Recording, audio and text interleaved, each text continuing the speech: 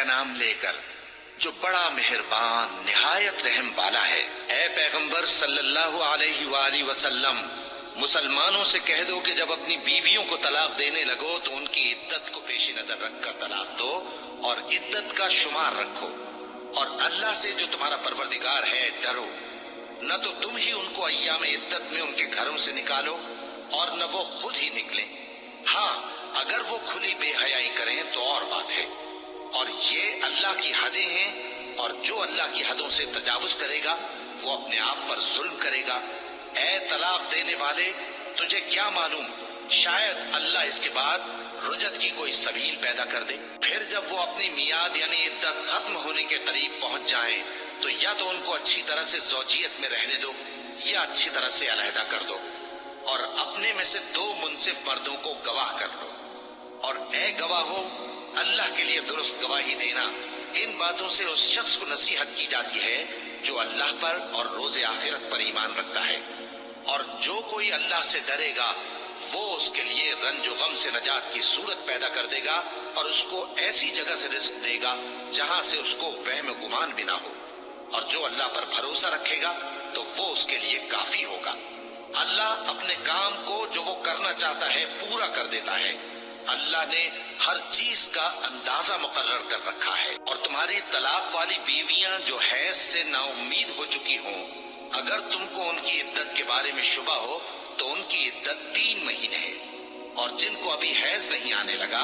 ان کی عدت بھی یہی ہے۔ اور حمل والی عورتوں کی عدت وضع حمل یعنی بچہ جننے تک ہے، اور جو اللہ سے ڈرے گا اللہ اس کے کام میں سہولت پیدا کر دے گا۔ یہ اللہ کا حکم ہے جو اس نے تم پر نازل کیا ہے، اور جو اللہ سے ڈرے گا وہ اس سے اس کے گناہ دور کر دے گا اور اسے اجر عظیم بخشے گا۔ طلاق والی عورتوں کو ایام عدت میں اپنی حیثیت کے مطابق وہیں رکھو جہاں خود رہتے ہو، اور ان کو تنگ کرنے کے لیے تکلیف نہ دو، اور اگر وہ حمل سے ہوں تو بچہ پیدا ہونے تک ان کا خرچ دیتے رہو۔ پھر اگر وہ بچے کو تمہارے کہنے سے دودھ پلائیں تو ان کو ان کی اجرت دے دو، اور بچے کے بارے میں پسندیدہ طریق سے موافقت رکھو، اور اگر باہم ضد اور نا اتفاقی کرو گے تو بچے کو اس کے باپ کے کہنے سے کوئی اور عورت دودھ پلائے گی۔ صاحب وسعت کو اپنی وسعت کے مطابق خرچ کرنا چاہیے، اور جس کے رزق میں تنگی ہو جتنا اللہ نے اس کو دیا ہے وہ اس کے موافق خرچ کرے۔ اللہ کسی کو زیر بار نہیں کرتا مگر اسی کے لحاظ سے جتنا اس کو دیا ہے، اور اللہ ان قریب تنگی کے بعد آسانی کر دے گا۔ اور بہت سی بستیوں کے رہنے والوں نے اپنے پروردگار اور اس کے پیغمبروں کے احکام سے سرکشی کی تو ہم نے ان کو سخت حساب میں پکڑ لیا، اور ان پر ایسا عذاب نازل کیا جو نہ دیکھا تھا نہ سنا۔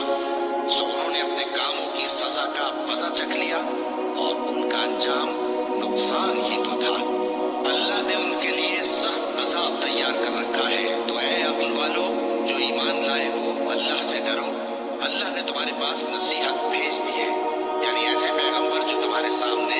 اللہ کی واضح آیتیں پڑھتے ہیں تاکہ جو لوگ ایمان لائے اور عمل نیک کرتے رہے ہیں ان کو اندھیروں سے نکال کر روشنی میں لے آئے، اور جو اللہ پر ایمان لائے گا اور عمل نیک کرے گا وہ ان کو جنتوں میں داخل کرے گا جن کے نیچے نہریں بہہ رہی ہیں، وہ ہمیشہ ہمیشہ ان میں رہیں گے۔ اللہ نے ان کے لیے کیا خوب رزق رکھا ہے۔ اللہ ہی تو ہے جس نے 7 آسمان پیدا کیے اور ویسی ہی زمینیں بھی، ان میں اللہ کا حکم اترتا رہتا ہے تاکہ تم لوگ جان لو کہ اللہ ہر چیز پر قادر ہے، اور یہ کہ اللہ اپنے علم سے ہر چیز کا